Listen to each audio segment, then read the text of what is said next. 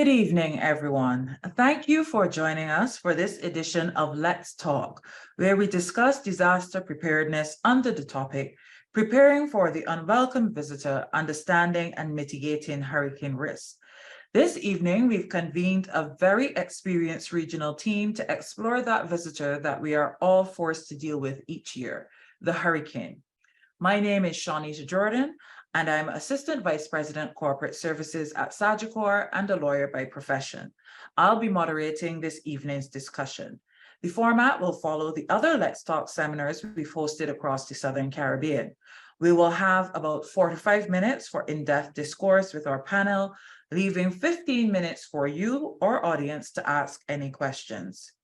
You may drop your questions at any time during the discussion via the Q&A feature, and we look forward to a respectful, lively, and thought-provoking session. With that in mind, let's get into it. It is my pleasure to introduce this evening's panel, and I am really delighted that we've been able to bring together persons from across the region, which I am certain will result in a rich discussion based on our varied experiences. I'd like to start by introducing Dr. Jose Humphreys, who is here in his current role as the president of the Antigua and Barbuda Red Cross Society. Dr. Humphreys, who is an experienced medical practitioner, is also well qualified in several areas such as public health, epidemic control, infection prevention and control, disaster risk management, and risk mitigation. Next, please meet Ambassador Julian Kentish, a philanthropist and nursing professional from Antigua and Barbuda, who has a wealth of experience in areas of public health, disaster and health management, and youth coordination. I am not seeing Mr. Kentish online right now, so I guess he will join us a little later. From Barbados, however, I'm pleased to introduce Captain Robert Harewood, a disaster management professional with 20 years experience, who is currently the Deputy Director at the Barbados Department of Emergency Management. Welcome, Captain. We're also delighted to have with us Mrs. Camira Gulston, the Hazard Mitigation Specialist at the Office of Disaster Preparedness and Management in Trinidad and Tobago. And closing off this group of esteemed individuals are my colleagues, Enrique Anderson, Manager, Agencies and Direct Sales, Sagicor General Insurance Trinidad and Tobago Limited. Enrique brings particular experience as a risk surveyor for over 7 years for private and commercial properties. Also from Sagicor, we have Desta Landa, Sales Manager, Property Sales for Sagicor General Insurance in Dominica. Welcome, Desta. Panelists, thank you all for taking the time to join us. I'd like to start with Captain Harewood. Can you give us the basics, a brief overview just to set the stage of what defines a hurricane, how it's formed, what's a normal hurricane season, and what are some of the typical paths of hurricanes, and what impact will climate change have on any of this going forward? Captain Harewood. Okay, good evening, fellow panelists and webinar participants. First of all, my disclaimer, I'm not a meteorologist, but I can tell you what I know. So a hurricane, according to the National Oceanic and Atmospheric Organization, NOAA, is a tropical storm that has winds which reach a constant speed of 74 miles an hour. They're measured along the Saffir-Simpson wind scale, wind being the determining factor, with a rating of categories 1 to 5, based on the hurricane's maximum sustained winds or the wind intensity. The higher the category, the greater the hurricane's impact potential. How are they formed? So in the Northern Hemisphere, hurricanes generally occur between June and November. We call the hurricane season, when the Atlantic Ocean has warmer temperatures and which provides the fuel to drive these forces of nature. However, there are cases where, and we've noted some, for example, Hurricane Alex in 2016, where hurricanes formed as early as January, and Hurricane Alex was a category 1 system. They often begin with a tropical disturbance, a tropical wave or depression that moves off the African coast. If it's a tropical wave encounters of favorable conditions, for example, hot, humid air from the ocean, it may amplify and evolve into tropical depression, tropical storm, or hurricane. Because as the warm air rises, it releases the heat, cools down, condenses into gusty bands and clouds and storms, and there comes the hurricane. When it reaches 39 miles an hour, that tropical depression becomes a tropical storm. And when it reaches 74 miles an hour, tropical storm becomes a hurricane. Caution, however, should be taken when, sometimes we measure the hurricane track from its line and the eye or the center. But sometimes the storm cloud could easily extend around 20 to 30 miles wide and even extend sometimes to 400 miles wide. And also, storms are categorized by the wind speed. But some of the dangers from storms and hurricanes, what we call the secondary hazards, could be torrential rains, heavy downpours, thunderstorms, lightning, high winds, and storm surges. What are some of the paths of the hurricane? So NOAA also explains that hurricane paths track normally around the periphery of what they call the high pressure ridge. And it is positioned around the high pressure ridge along the eastern side. Generally, they propagate northeastward around the western edge into open Atlantic without making landfall if the ridge is significant and it blocks the path of the hurricane. Now, meteorologists also generally predict that the path of the storm or hurricane will travel where it make landfall by using various types of models and analyses. For example, they look at temperatures, cloud formation, air circulation patterns, past impacts, etc. One of the things that we note just last week from our Met Office was some of the things like the data that we used in the past was sometimes not the best data because things have been changing because open temperatures are now warmer. We're looking at El Niño impact, etc. Some of those data that we were using to model may not be as effective as it was in the past. Other scientific devices measure winds, waves, and the Barbados Meteorology Services just launched its first remotely controlled solar-driven Autonaut, which is an unscrewed surface vessel driven by solar, as I said. And this will help to collect ocean data for tropical weather systems, predictions, wave formations, etc. Thank you for that explainer, Captain. Dr. Humphreys, perhaps you can join us here. Can you share with us what are the elements of the hurricanes that can cause the most damage? In my preparation, I read, for instance, that in the US, the storm surge brings more risk to life than winds. What causes the most damage for us here in the Caribbean? What do we have to be most concerned about? Good evening, everyone. To fairly answer this question, it is critical for us to understand the many variables that can affect the impact of a hurricane. These can include, geographical location, the terrain structure, whether flat or mountainous, infrastructural soundness, and other factors. For us, the hurricane season in the Atlantic Basin begins about June 1st and ends around November 30th.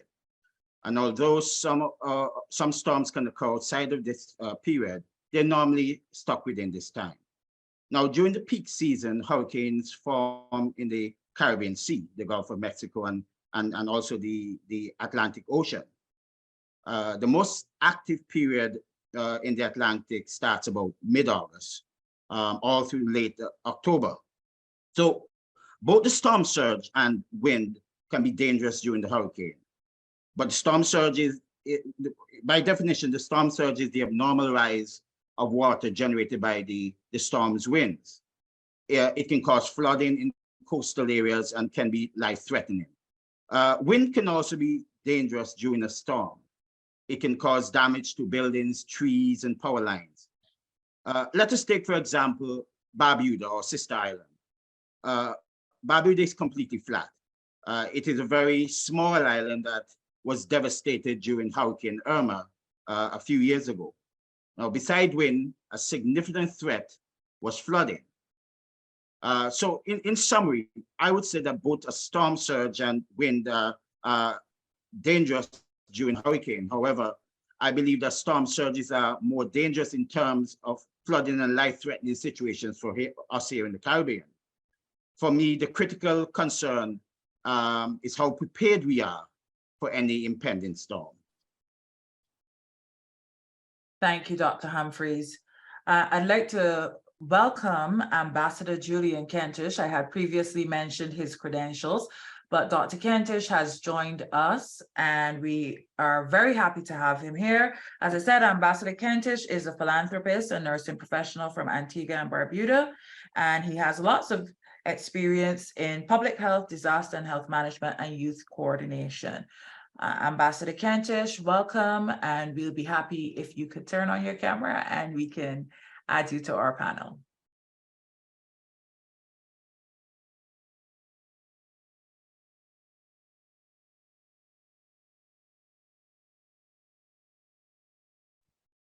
Hi, Shanita, you're muted.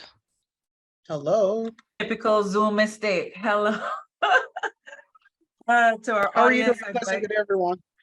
Oh, hi, Ambassador Kansas. We're very happy to see you. Very happy that you've joined us, and we'd like you to keep your camera on as we want all our panelists to be visible for the duration. So we're going to get to your questions in a moment, but we're just very, very happy to have you here. Thank you so much. And Kamira, thanks for looking out for me and making me aware I was making the typical Zoom mistake. So I was encouraging our audience at that point to go ahead and ask questions via our Q&A feature. I do know that lots of you are familiar with the chat and will pose questions there, but the Q&A feature allows both myself and my co-host to see your questions and to be able to keep a tally of them. But we would love your feedback and cheering us on in the chat. So please go ahead and use both media as appropriate.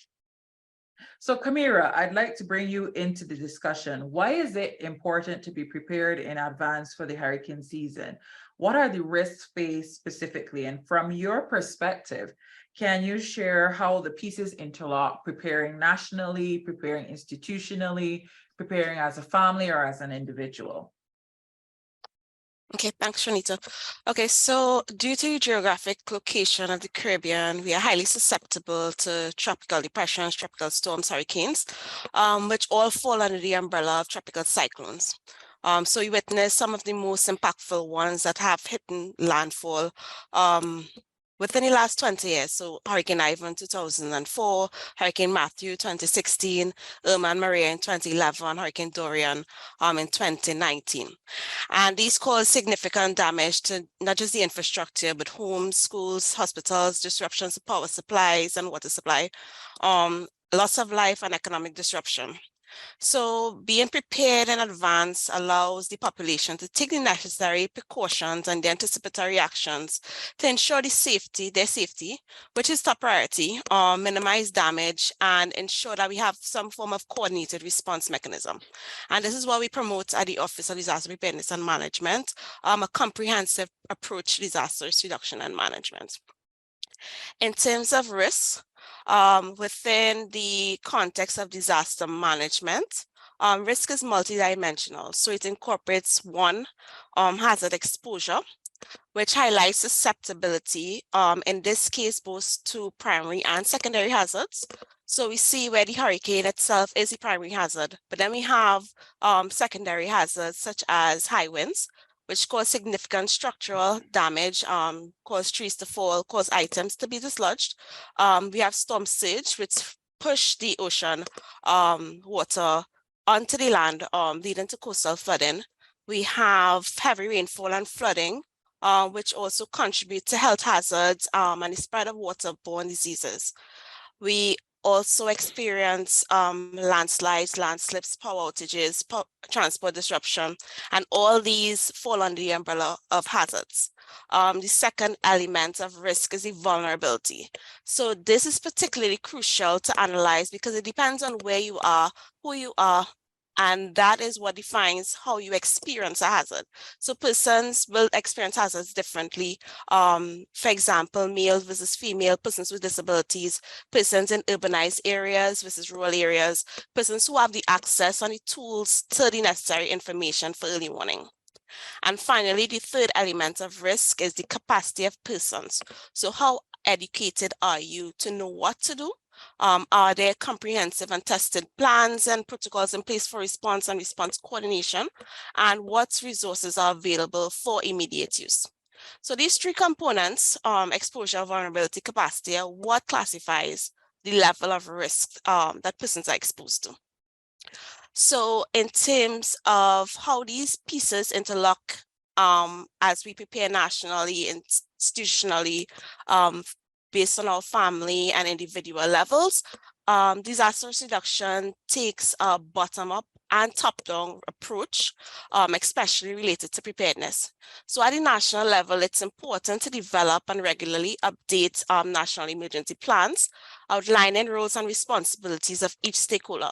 And it doesn't need only include national stakeholders, but also private sector, persons within the public, persons in the community, who can have a role to play in terms of disaster risk reduction and preparedness. It's also important at the national level to enhance meteorological monitoring, early warning systems to provide accurate and timely information about how tropical cyclones approach the land.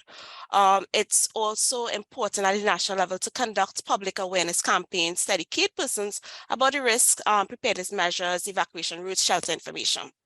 At the institutional level, businesses, schools, hospitals, other institutions should adapt and tailor their own disaster response plan specific to their needs and vulnerabilities.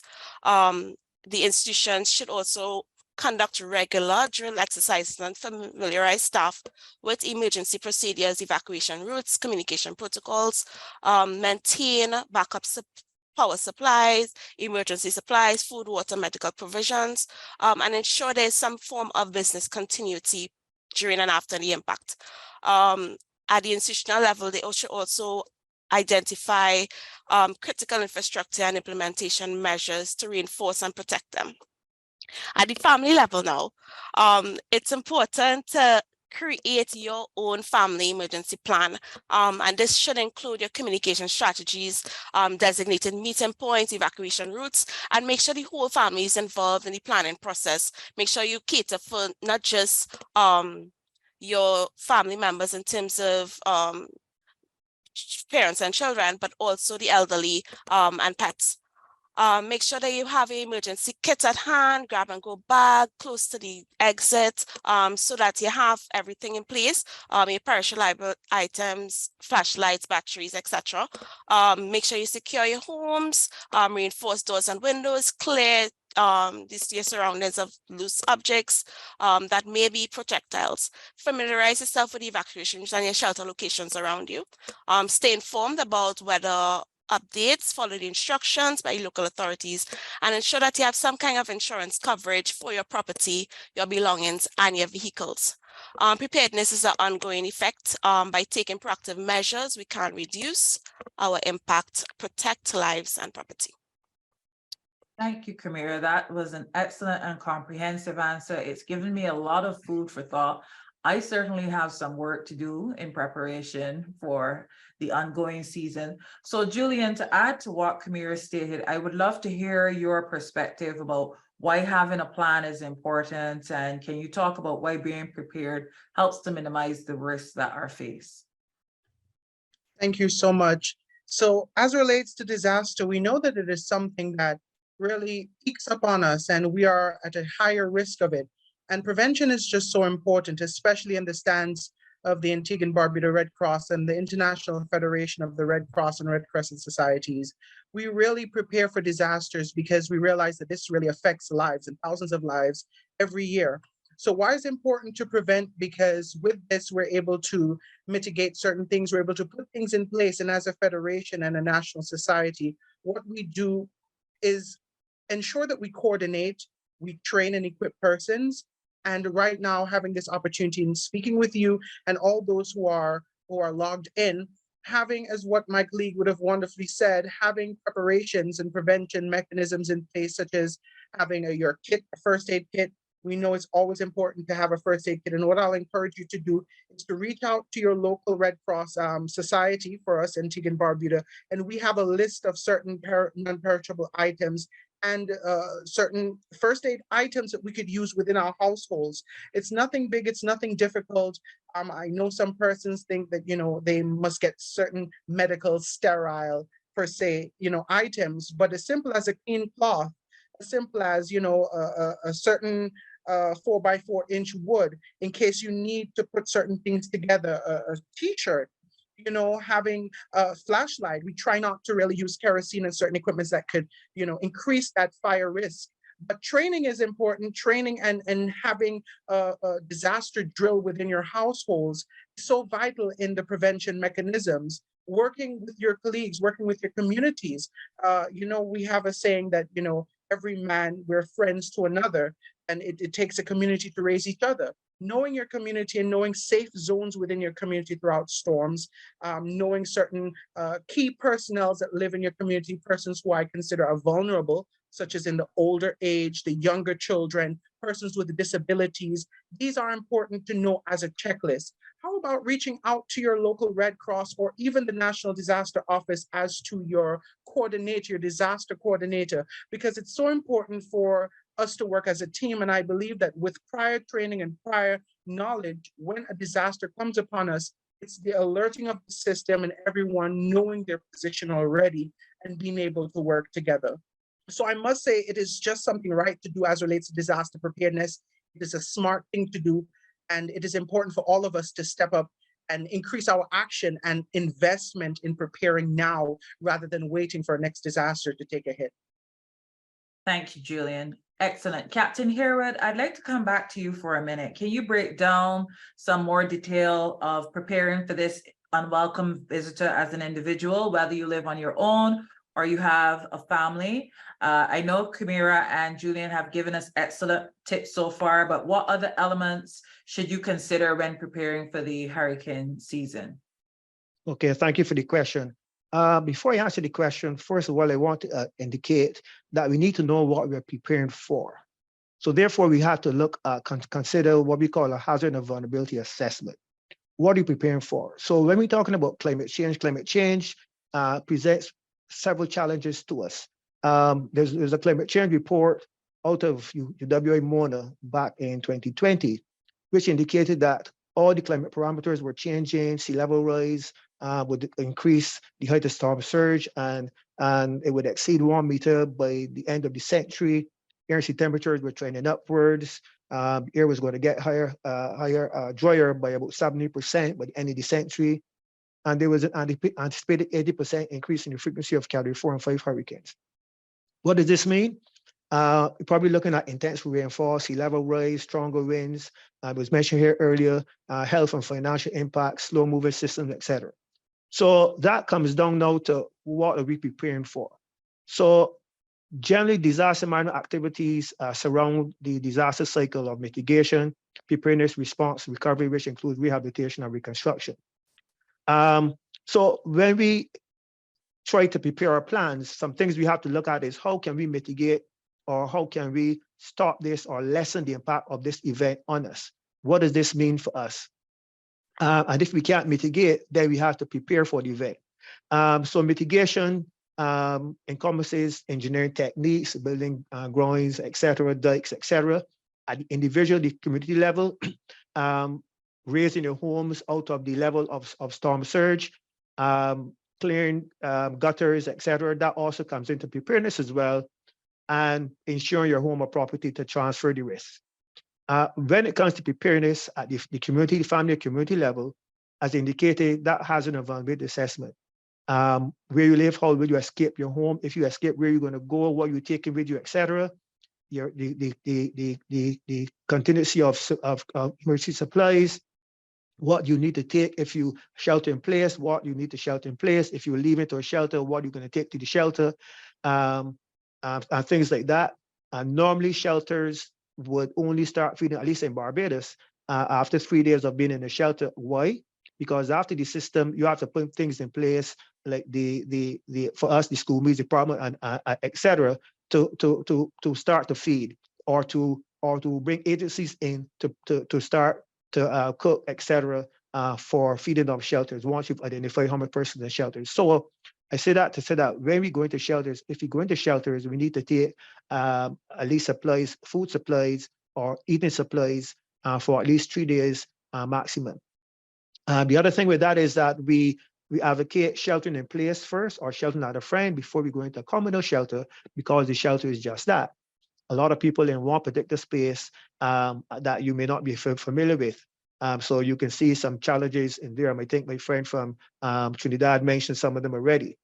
Your community individual disaster plan must be robust, must be able to pivot, because plans are guides.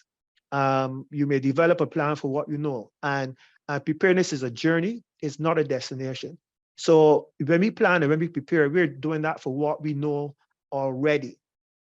Some years ago, we had not had any experiences with Category 5 hurricanes. Now we do. So in the past, a lot of the preparedness actions we would have had would have been Cat 3, some Cat 4s. A lot of the equipment and stuff, the shutters and stuff years ago were rated to Cat 3. Now we have Cat 5 and Cat 5 enhanced systems. What does this mean for us? So we have to look at how we now pivot from preparing for the normal years ago Category 3 type system to what we can now be faced with going forward as a result of climate change, these more intense, more frequent, faster systems coming through the region. And of course, training and testing testing the plan, speaking to the family about the plan, what the plan says, testing the plan, running drills, running practice drills, playing the what if game. If X happens, can we do Y? If we do Y, does Y really work? Do we need to do Z, etc.? So those are the things that I want to leave with you with respect to how we need to look at the preparedness at the community and particularly the personal level. Thank you, Captain Harewood. So Desta, I would like to bring you in here as someone who has spent time in various countries in the Caribbean. Why is it important to have insurance as part of your hurricane preparation plans? And additionally, can you outline the various types of insurance that persons should consider getting? Good evening, Shawnita and fellow panelists and webinar participants. Okay, as someone that has lived in the various territories in the Caribbean, we all face different risks. Some of us have different, for example, in Antigua, you have the flooding. In Dominica, we tend to have the high winds. In Barbados, the flooding. In Trinidad, the flooding. So ultimately, insurance is something that has multiple economic benefits. So it is generally well known that if you insure your property, that you are securing your investment. Okay, and whilst it is important for you to stock up on supplies and securing your family's safety, it is also essential that you prepare for the aftermath. Because whilst you're preparing and stockpiling your dry goods and your water for the aftermath, because there was no available water or there's no shops that are open, it is also important that to think of the future. How are you going to build back the property that you've invested in? This is where insurance comes in. Okay, and to name a few of the policies that I would recommend for the insurance industry for the hurricane season is a homeowner's policy, which is the policy that protects your home, your house, your contents, because 90% of us will never make a bigger investment than the purchase of our home or the building of our home. So we have to protect that investment. Secondly, I would say the commercial and fire perils policy, which protects your businesses, etc. And also stock and machinery. For example, you're a mechanic and you're renting a unit and you have all your machinery in it.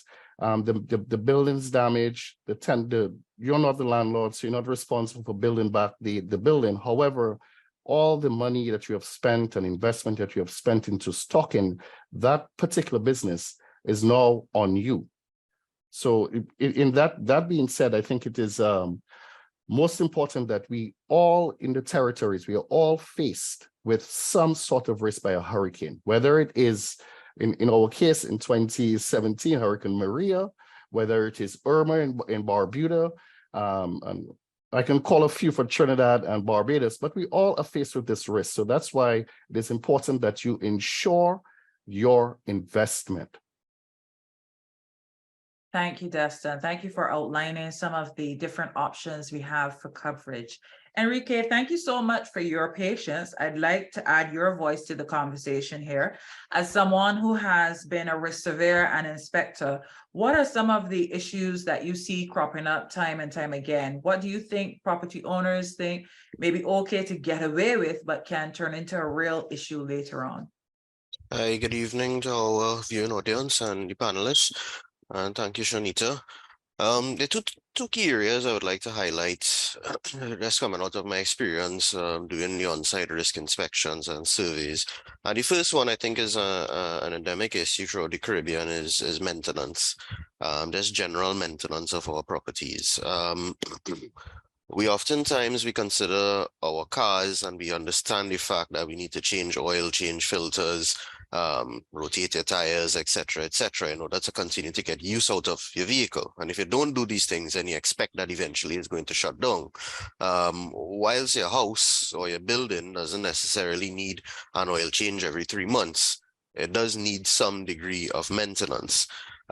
Cleaning our gutters, as Captain Haywood would have mentioned, ensuring that our surface drainage is cleared, clean, and functional.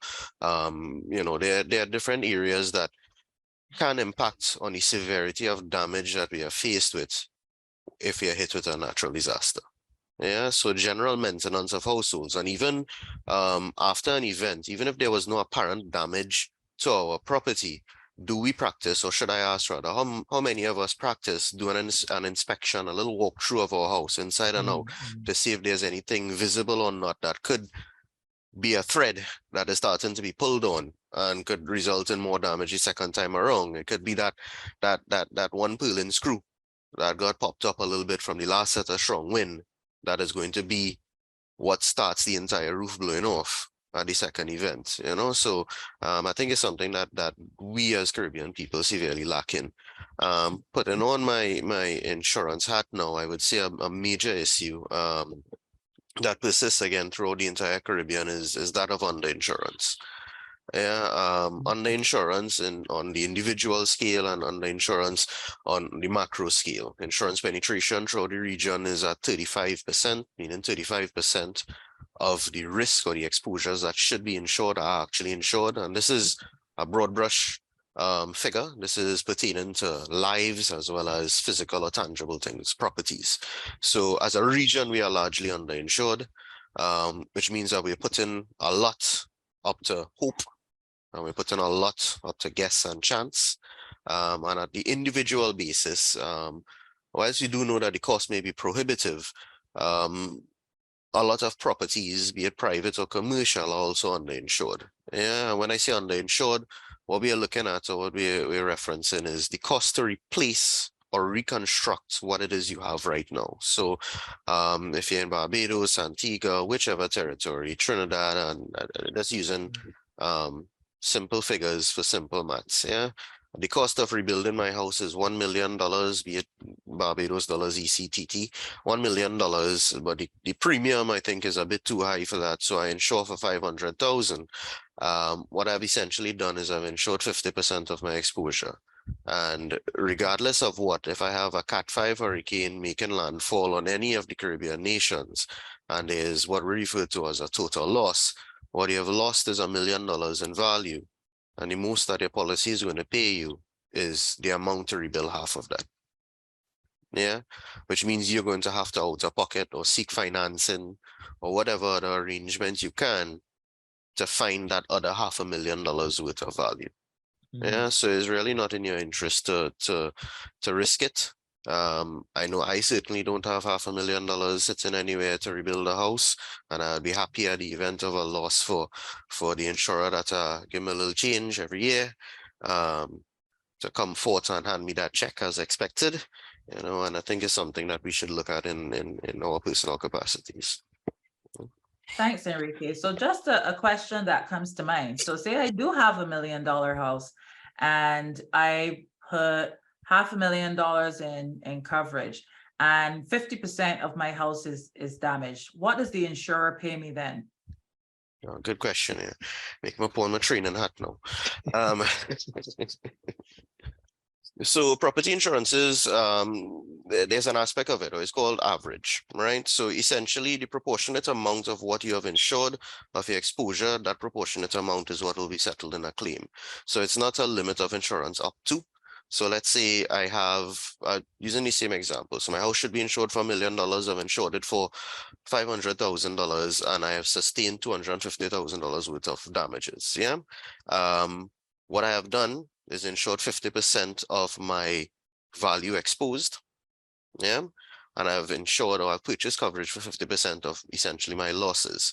So the insurer will honor 50% of the exposure because you are considered your own insurer for the other 50%. So of that $250,000 damage or loss that you have experienced, the insurer will contribute 50% of it, 125,000. And you are considered your own insurer for the other 50%. Yeah. So a simple formula that you can use is loss amount over the value at risk multiplied by the sum insured. Sorry, loss amount over the sum insured multiplied by the, one second, I'm losing my train of thought, excuse me. You don't have to get the math right, but we understand it's Yeah, important to insure for the value. Yeah, so it's loss amount over the Okay. sum insured multiplied by the value at risk. That's it. Yeah. Perfect. See, you needed my intervention. Yeah. So if we could pull that thread a little further, then how does the homeowner go about making sure that their home is insured to the correct value? So there are essentially two methods you could use. The primary that most persons would recommend would be evaluation. Yeah. Now there are two types of valuation you can get. There is a market value of your property. This is generally what you use, what realtors would use, what banks would use if you're seeking a mortgage or what have you. But we aren't necessarily concerned with the market value of your property. Yeah, because the market value of your property, it includes the value of the land. We can't insure the land. The market value also includes the location, if it's in a nice area, not so nice area, and so on and so forth, accessibility. It takes a lot of things into factors. What we are concerned with is the reconstruction cost of your physical structure or the additions to the land. Yeah. The hurricane come and blew down the house, the land is still there, you can still put back a house on the land. Yeah, so ideally, what persons should be seeking is a quantitative survey. So a quantitative survey, it gives you quantities, as the name suggests, right? So a quantitative survey tells you it takes 4,000 concrete blocks, 40 tons of steel, X amount of sheets are galvanized, how many I-beams, how many Z-purlins, cement, plaster, nail, etc., etc. And those quantities don't change. Yeah, so your house could have been built 5 years ago. To build your house today is going to take the same quantity of things, same quantity of materials. Similarly, it's going to be taking the same amount of workman hours. Yeah. So if you have that quantitative survey, then in order to find out what's the reconstruction cost of my house today, I just need to multiply those quantities by the current day rates or the current day costs. Yeah. Now there's a cost factor to that as well. A quantitative survey, as I mentioned, is a bit more costly than the regular valuation that we are more familiar with. If you want a gauge or a best guess, I would recommend making friends with someone in the construction sector. Yeah. If you're not already friends with someone in that field, because they are the professionals at the end of the day. They are more than likely the persons you're going to have to contact should you have to reconstruct.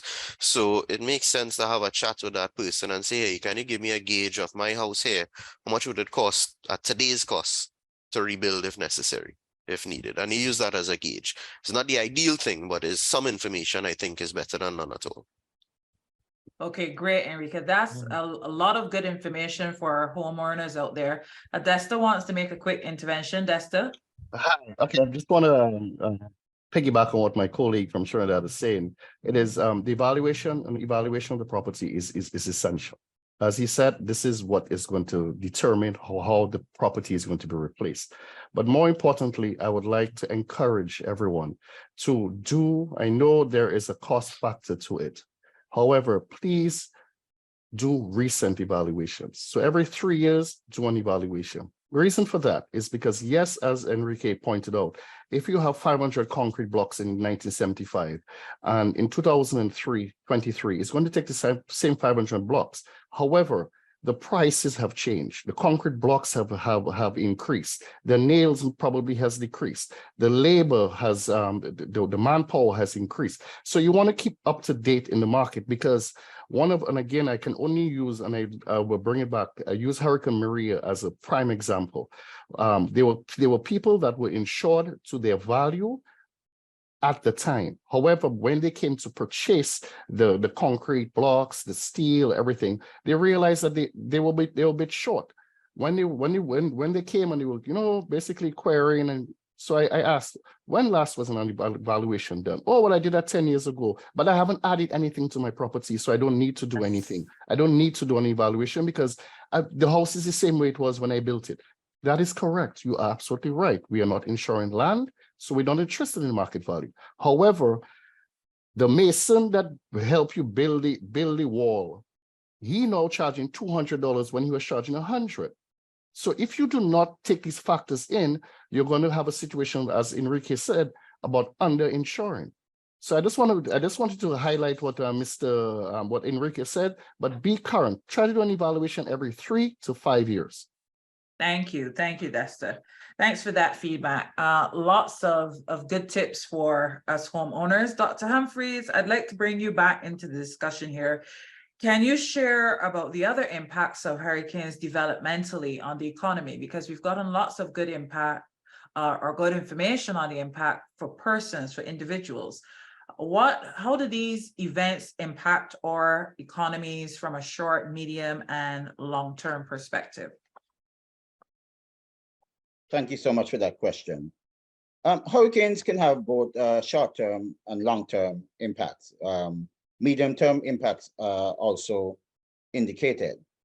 And these can be very devastating on economies and even developmental goals. In the short term, hurricanes can cause significant damage to infrastructure, to homes, to businesses, and even crops. This severely affects livelihoods. And this can lead also to decreased economic activity and an increase in unemployment.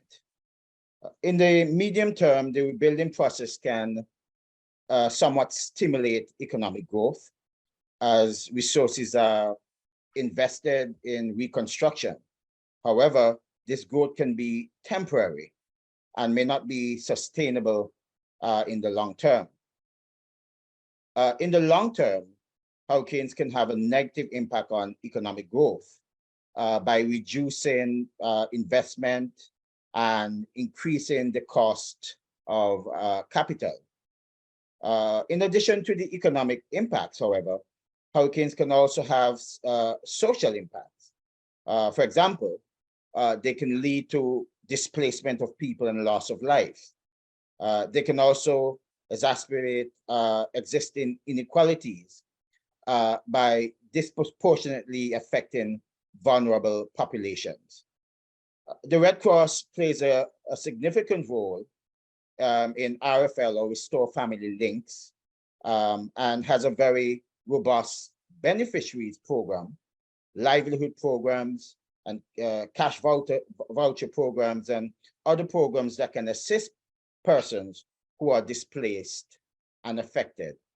So this is just in summation some of the short-term, medium-term, and long-term impacts of hurricanes or disasters on the whole, and just a short overview of what we at the Red Cross do in terms of arresting these negative or adverse effects.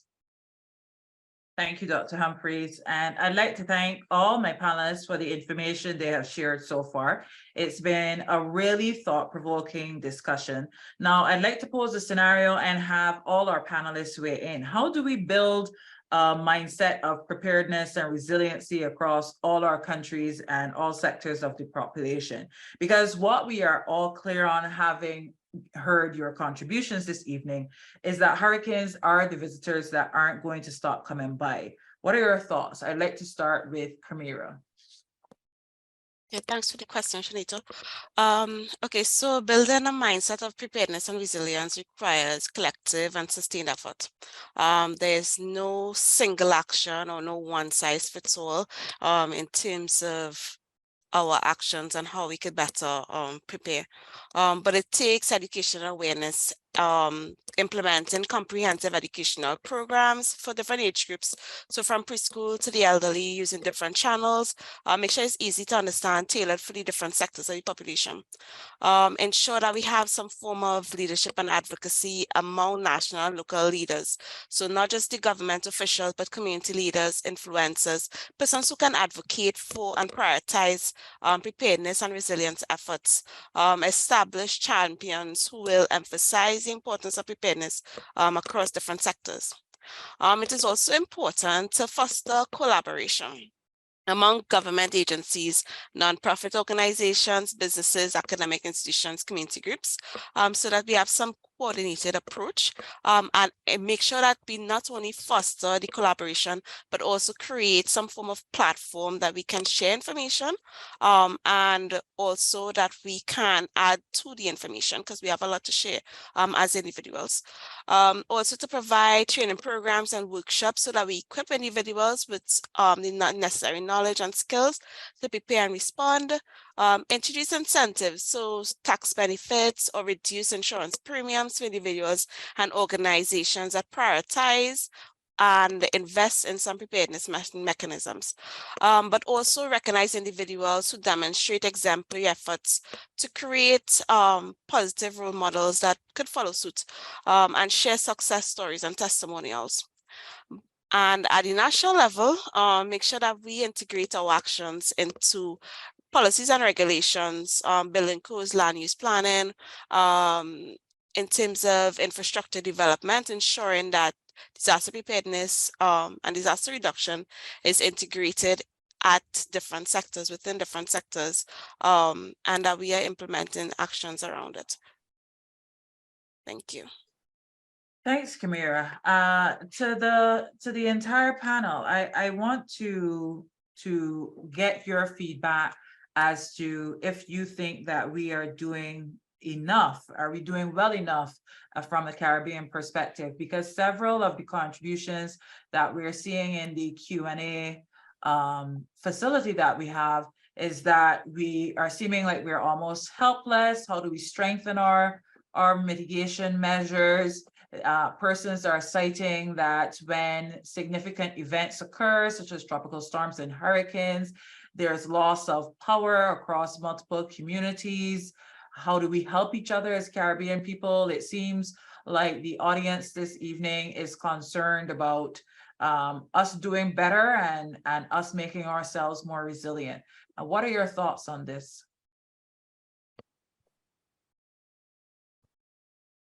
Let's start with Captain Harewood. Okay, thank you. So at the regional level, the Caribbean region through the Caribbean Community Climate Change Center, or the 5 Cs as it's commonly known, and others like the World Meteorological Organization and the Climate Risk and Early Warning System, or CRUISE, they work together with SEDIMA to effectively put in solutions or prepare or create solutions for projects for early warning systems, water, energy security, agriculture, food security, resilience, healthcare facilities, climate resilience buildings, ecosystem-based adaptation, etc. In a paper called A Caribbean Pathway for Building Resilience, which was prepared by SEDIMA in keeping with the decision of CARICOM Heads of Government at their 29th meeting in February 2018, that will happen in Haiti, they sought to revisit the resilience agenda following the unprecedented 2017 hurricane season. And looking at the region's vulnerability to the variety of hazards. Now, the Caribbean region is known as the second most hazard-prone region in the world. So for context, within a 3-week period between September 5th to 20th, 50% of the Caribbean or SEDIMA participating states, there were 18 of them at the time, faced the unprecedented threat of the impact of 3 of those storms. We looked at Harvey, Irma, and Maria, one after the other. This dynamic underpinned the call for advancing resilience interventions at the local, national, and regional levels, and served as a stark reminder of the devastating effect which impact of natural hazards can have on the Caribbean states. For the Caribbean, resilience should be about building back better or bouncing forward in order to treat to the challenges that we had in the past. So, you know, we always talk about building back better, but building back better, what does that mean? Or building back. So we don't want to build to the same standard we would have built before. And we want to build, not only build back better, but we want to put systems in place to allow us to be resilient to the next shock. So if we build back better, I build back better, but the system does not treat to the hazards. There's no national intervention, no regional intervention to treat to the hazard impacts. Then by building back better may be all for naught. So we have to look at the region as a whole to treat to this surge we call climate change. Talking about climate change adaptation, we don't use that word anymore, but climate change is here to stay. So what does that mean? That means that we can't. We try to reduce the emissions, we try to reduce the greenhouse gases, etc. But if we can't, and can't we, then we have to adapt to the changing environment. What does that mean? That means things like elevating houses. That means things like not disrupting mangroves, building sea walls, not disrupting the natural ecosystems, allowing the waves to dissipate into the ecosystems. Encouraging residents to not build in vulnerable areas. If you build in vulnerable areas, then how do we reduce the impact? Do we elevate the buildings, etc.? Do we build walls around our houses? How do we prevent the impact from us if we live in vulnerable areas? So we acknowledge that it's impossible to remove the hazard, as I just indicated, but it's possible to build resilience through a number of actions that are really embodied in the CDMA system. We practice comprehensive disaster management in the region.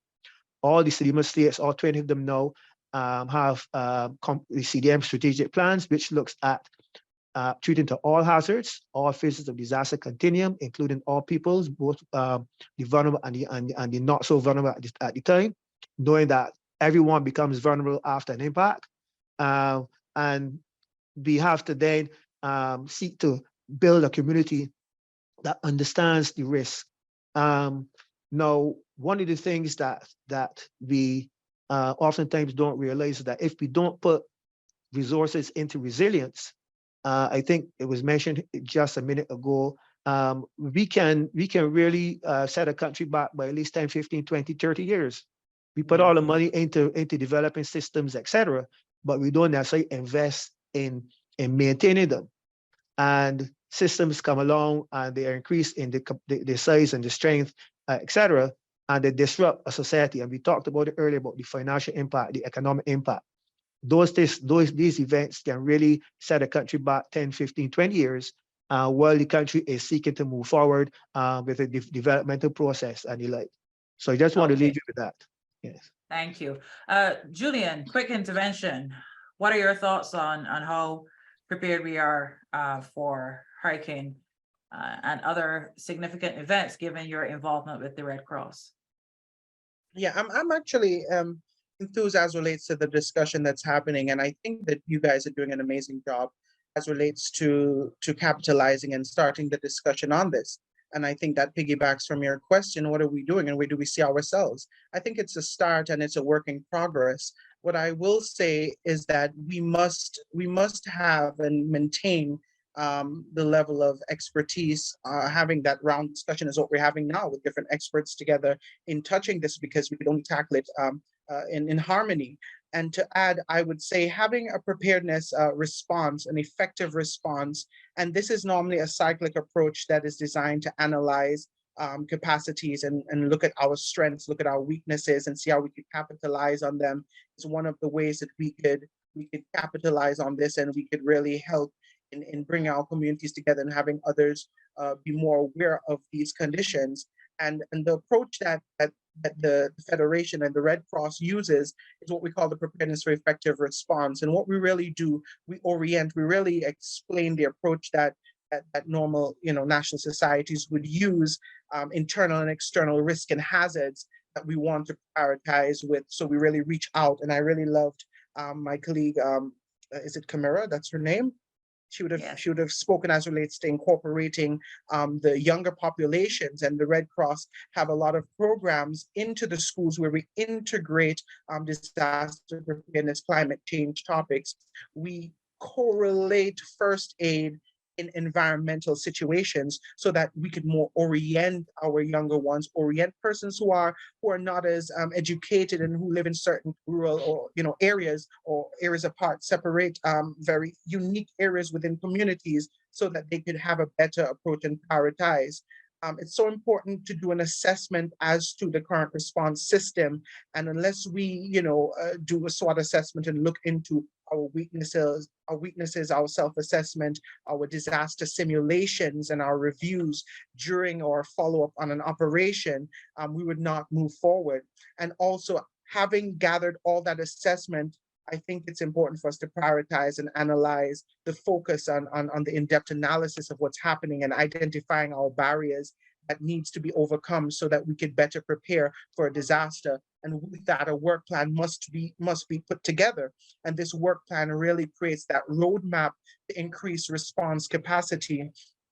And it would have different outputs, activities, timelines, targets. So I think putting everything together and having an action plan and holding each other accountable, and very important, as I tell a lot of persons, do not fear in bringing consultants and experts on the team, persons just like ourselves, the Red Cross. And that's why I'm so happy to be here with my president, Dr. Humphreys, as we share from each perspective in building each other and mobilizing resources and ensuring that there's certain procurements in place so that we could better serve our communities and have them be prepared for any response.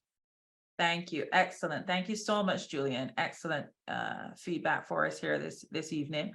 And we are very happy to have you here. And thanks to all of the panelists who are here. I can certainly see that your expertise has been very well appreciated, and you've given us lots of good food for thought.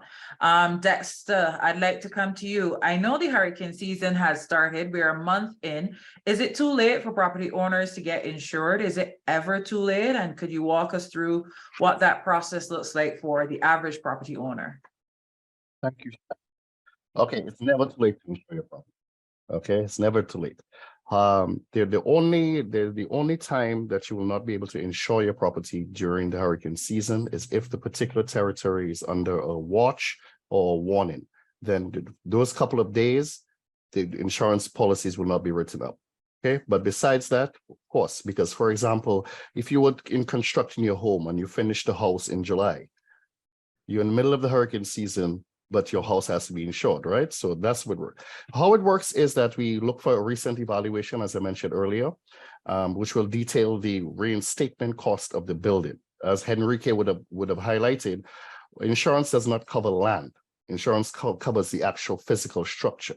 So evaluation comes in, we prepare a quote for you. Once you have accepted the quote, typically it takes a few hours and payment is made and you walk out with your policy.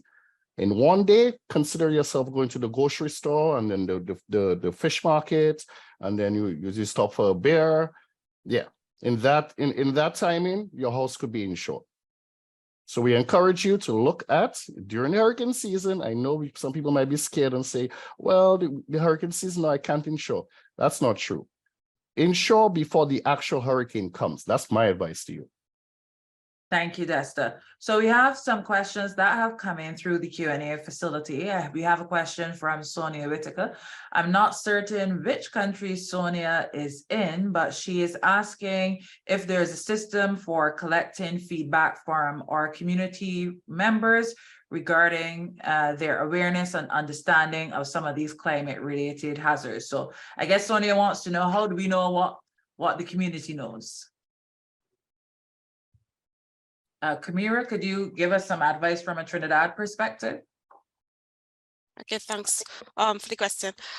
In the perspective of Trinidad and Tobago, in terms of perception surveys, I know the most recent one would have been conducted by the Habitat for Humanity in terms of identifying what it takes to make a city resilient. So they have a Resilient Cities project that they're ongoing, that they ODPM was a part of, in terms of going into the community, understanding what they know, and not only doing the assessment or survey, but also building the capacity for how they can adapt to climate change, and how they can do some real life interventions to mitigate some of their risk.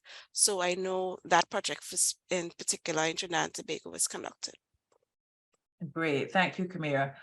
We have another question on how effective are our early warning systems, and how do we ensure that the messages are reaching our vulnerable and marginalized communities? Captain Harewood, would you like to take a shot at that one? Oh, sure. Thanks for the question. So early warning systems, what does that mean? So we have just engaged with the multi-hazard early warning system process in the region and in Barbados in particular, where we engage our communities, our district organizations, our communities across the island to support the ability to understand what types of hazards they may be impacted by, and to know when these hazards may be ready for impact, or maybe at the stage where they could impact. So early warning systems for us looks at things like storm gauges, rain and met gauges.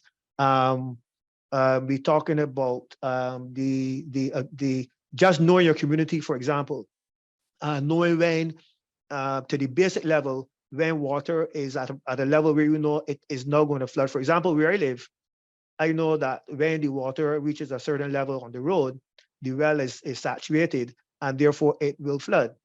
The road will flood. So although that may not be an early warning system per se, those are some of the things that we want the communities to be aware of. Now, as I indicated, we've been engaged in a multi-hazard early warning system project through the region, which seeks to encourage the communities at the community level to be aware of the hazard, first of all, to know the hazard, again, vulnerability assessment. We do have our district organizations, which are 30 of them across the country, that support us in through the community profiling activities, again, which then seeks to determine what type of hazards there are and how we could best treat to the early warning of those hazards. So yes, there is we've now engaged in the early warning for all system project through the United Nations. So that again will support the ability to have early warning systems, again, rear gauges, toilet gauges, river gauges. We've now been working again with the impact-based forecasting product, which informs of when the rain gets to this intensity, what can be expected. So if it rains, if it's going to rain for the next 2 to 3 minutes, and you're going to get a deluge of water that can give you about 2 to 3 inches. What does that mean in a particular community? What does the community have in place to be able to respond in kind to that type of event, for example? All right, thank you. Kamira, you want to jump in quickly here? Hi, yes, just to add to what Captain Harewood would have mentioned, in terms of multi-hazard early warning systems, we have 4 pillars. So it's about understanding the risk, making sure you have monitoring systems in place to capture some of the different hazards, ensuring that there is communication mechanisms for when a system is at threshold, that persons are aware of what can potentially happen, and also disseminating the information. So the 4 tiers in terms of making sure that communities are aware of what the damage that potentially happened to them in terms of early warning. But just to also share in Trinidad and Tobago context, we have a community flood early warning systems project that is ongoing, and this is one of our major case studies in terms of a milestone for Trinidad and Tobago, in terms of getting all the different stakeholders in one space and around the table, from the meteorological offices to the response organizations such as Works and Transport, the ODPM, Ministry of Rural Development and Local Government, making sure we have all the key players around the table, make sure that we have a SOP that governs our engagement, understanding our roles and responsibilities so we can better have early warning for the communities, and not just at the national level, but also empowering the communities to not only interpret the data that we can and the equipment that we have offered, but also have their own community communication systems in play so that they are mobilized and they are able to provide some form of community-centric response in the event that at the national level we can reach them, that they have that first responder approach to early warnings. Perfect. Thank you, Kamira. We've had a lot of discussion this evening that indicates that there is a lot of activity at a regional level, but we do have one of our attendees who has asked, how are we supporting each other as Caribbean brothers and sisters to strengthen our responses to these kinds of adverse events? So Captain Harewood, I heard you speaking about a lot of the work that you're doing at a regional level, and perhaps you could give us some feedback on that query. Okay, thanks. Thanks for the question. Yeah, so we are doing a lot of work at the regional level. We're doing a lot of work at the national level. But climate change adaptation, the use of early warning systems, et cetera, requires a paradigm shift, a total mindset, because what does climate change mean to the average person? What does it mean to me? What does it mean to you? It may mean different things to different people. We all have different stakes in the game.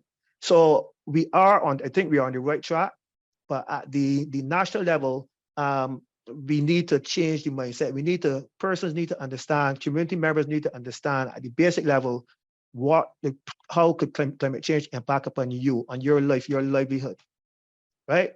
Once we're able to do that and show them what is in it for them, they're all stakeholders. Remind them that they're stakeholders in the entire system, because it's like the weakest link in the chain. So these are some things that we need to ensure that we keep reminding the community members at the community level, and building that capacity at that level with respect to their ability to, again, understand the vulnerabilities, understand what that vulnerability means for them, how the vulnerability impacts upon them and their livelihoods, because normally when you talk to a person about their livelihood, how they can lose money, etc., we sit up and take note. Yes. And then what they can do to support the intervention that we are trying to put in place. Early warning systems, the ability to be resilient, what does resilient mean, those types of things. So it's a behavior change, and this may be the biggest hindrance to the entire conversation. How do we change behavior? How is it changed? Can it be changed immediately, or do we have to be impacted by a system to recognize what an impact could do for behavior to change? Yes, because we are seeing a lot of comments from the listening audience that is indicating that their communities are resistant to the change, and they're querying what more can we do. And as Julian said, I think it's great that we started the conversation. Sessions like these are important.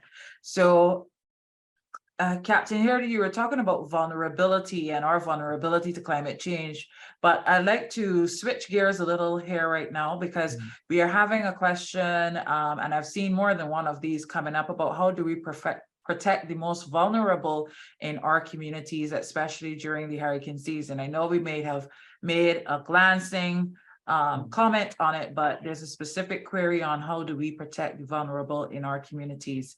Dr. Humphreys, do you want to take that in your capacity as head of Red Cross?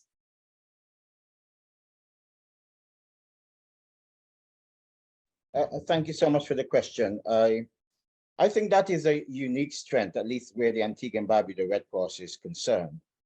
We are heavily entrenched in taking care of the vulnerable community.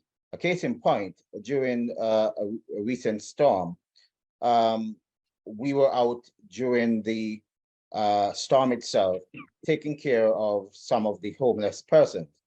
And what is very significant about this is that Red Cross has created a geo-mapping of the homeless community, because even though they are homeless, they do reside somewhere or stay somewhere. And we were able to rescue persons because we know their location. We collaborate very well with the Ministry of Social Transformation, who is in charge of this area of focus. And I think that through our beneficiaries program and our livelihood programs and other such programs, we have a heavy focus on assisting the vulnerable community. I also want to just backtrack a bit, because it's a very significant topic that was brought up, and that concerns the building of the mindset of preparedness and resilience across all our countries, if I may. And, you know, to build a mindset of preparedness and resilience, all sectors of our population, all stakeholders must pursue a robust education and awareness program. And we must do this while pooling our individual resources to maximize on our areas of strength and to reduce risk where weaknesses exist. This also enables us to avoid duplicity and build capacity while collectively pursuing a disaster mitigation response and management system that is impactful and sound. So yes, we must enhance our stakeholder engagement and foster what I like to call the 3 C's: communication, coordination, and cooperation among our relevant partners, particularly where mitigative strategies are concerned. This global networking and support system is a significant strength where the Red Cross movement is concerned, and an area of strength that I am very, very, very proud of. Thank you. Thank you, Dr. Humphreys. So we have had quite a robust discussion so far, and I'd like to thank all our panelists and our audience for their questions. So panelists, I'd like each of you to give me a really quick snapshot of what you want to leave our audience with this evening. In 15 seconds or less, just your final thought on what you want the audience to walk away with from this evening. And I'll start with you, Dr. Humphreys. 15 seconds. What's your final thought? Thank you so much again. As the president of the Antigua and Barbuda Red Cross, I'm proud of our general role in terms of social development, but specifically our mandated role in disaster preparedness, response, and management. Worldwide, the Red Cross plays a significant role in disaster management. Collectively, we respond to an average of nearly 66,000 disasters every year, from home fires affecting a single household to large emergencies that affect entire communities or regions of a country, such as storms and hurricanes. As Red Cross volunteers, we provide shelter, food, relief supplies, and psychosocial support that is critical in times of crises. And we aim to respond to disasters as rapidly and effectively and efficiently as possible by mobilizing our resources and using our dynamic and growing network in a coordinated manner so that the initial effects are countered and the needs of the affected communities are met. We also provide relief to victims of disaster and help people to prevent, prepare for, and respond to emergencies. Finally, one of our main aims in these disaster relief missions is to provide stability and care where it is lacking. And this is our fundamental role as an auxiliary to public authority. I just want to emphasize that the Red Cross stands ready and willing to assist wherever a need may arise. Thank you so much. All right, thank you. Thank you, Dr. Humphreys. Captain Harewood, Dr. Humphreys took 40 of your seconds. What's your final Okay, thought? I will take 30 of somebody else's. So That's not how it works. apart from research on real-life events, the UN Global Assessment Report on disaster risk reduction back in 2015 informs that the climate change is real. It has a real significant impact on us, and it has an impact on the future of the Caribbean. As noted earlier, we've done a lot. We've done a lot with respect to climate change adaptation, resilience building, etc. Things like climate financing is what is required as well to support what we've been doing to take it forward, to keep it going. Now, there are some things that communities may be able to do to increase their resilience to impacts from these storms and from these systems. Preserving, and these are things that we can do as of now. Preserving our coastal wetlands, preserving our mangroves, preserving our reefs, to absorb storm surge by dissipating the wave action, using environmental impact assessments and hazard vulnerability assessments to ensure new building and development it does not occur in vulnerable areas. Don't build on the high water mark, for example, replenishing beaches and improving infrastructure at the coastal level, coastal protection, what we call the Cuba model, elevating or raising vulnerable building structures, et cetera, to reduce the potential for flood damage. Again, these are things that we can do now. Now, persons That's who live in 15 areas seconds. okay, so persons who live in historically vulnerable areas need to purchase flood insurance if you are susceptible to flooding, design a structure to be resilient to high winds and flood debris, and preparing and testing of your community and your disaster plans. We can do this right now. Thank you. Thank you. Kamira, I'm relying on you to set the example.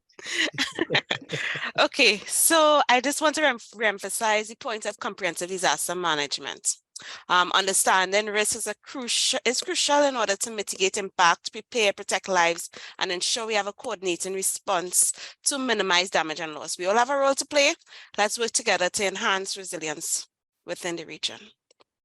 Perfect. Thank you. 13 seconds. I knew I could count on you, Kamira. Enrique. I would simply say that preparedness by nature, it means intent. So we need to be intentional about how we prepare for any aspect of our lives, how we prepare for disasters. We have all these organizations represented here who are doing excellent work in the communities, but we're not going to be aware of it if we don't seek it out. Yeah, so we need to inform ourselves, take personal responsibility for our personal protection and that of the assets that we own. That's it. Beautiful. Thank you, Enrique. Desta, final thoughts? Final thoughts. Please do not wait for the hurricane season to try to get insurance. Insuring your home should be something you do year-round. Also, I would like to piggyback on what Enrique just said. Please take the time to maintain your properties and maintain and protect your investment. Thank you. Excellent. Julian, final thoughts. I really believe that the need to prepare for a world of unexpected shock has become clearer than ever. And we're faced with so many things: epidemics, floods, storms, droughts, wildfires. All of these are expected to become even more frequent as we go throughout our years, and it's affecting hundreds and millions of people. I just want to reassure everyone that the Red Cross is here to guide, to teach, and to lend assistance. And as I said earlier on, disaster preparedness isn't just the right thing to do, it's the smart thing to do. So therefore, let us top up on our actions and investment, and let's be prepared. Thank you so much, Julian. On that final note, I really want to thank our panelists for our discussion this evening and for providing all of us with a wealth of information to consider about hurricane preparedness and managing risk. It was truly a great session, and I hope that our audience found it informative as well. Thanks to Captain Robert Airwood, Dr. Jose Humphreys, Ambassador Julian Kentish, Kamira Gulston, Desta Landa, and Enrique Anderson. Thank you so much for taking the time to share with us this evening.